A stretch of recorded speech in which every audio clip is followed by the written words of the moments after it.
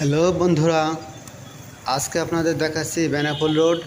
এবং এই বেনাপোল রোডে দেখেন দুই পাশে অনেক জায়গা। রোড থেকে দোকান কিন্তু অনেক দূরে। সাধারণত রোডের পাশেই দোকান থাকে। এই যে ফাঁকা দেখছেন, এগুলো সরকারি জায়গা, কারণ রোড দুই পাশ থেকে অনেক বড় হবে। আর আর এই বেনাপোল রোডে এই যে শিশু গাছ দেখছেন, এই শিশু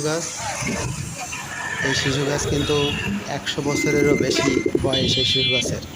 কারণ শোনা যায় এই শিশু গাছ আগে যখন জমিদার প্রথা ছিল, সেই জমিদার আর আমলে গাছ, তখন গল্পে শোনা যায় যে এই গাছ লাগিয়েছিল তারা। এই পাশ থেকে বাংলাদেশ থেকে যখন তারা ইন্ডিয়ায় যেত, তখন রাস্তাঘাট তেমন ছিল না, তা পালকিতে করে যেত। তা মাঝে মাঝে বিশ্রাম নেওয়ার জন্য গাছ লাগিয়েছিল, যে গাছ বড় হলে গাছের নিচে বিশ্রাম নেবে, সেই জন্য এই গাছের কাহিনী। কিন্তু গাছ এখন কিছু কিছু বেঁচে আছে, কিছু কিছু মারা গেছে। এবং এই গাছ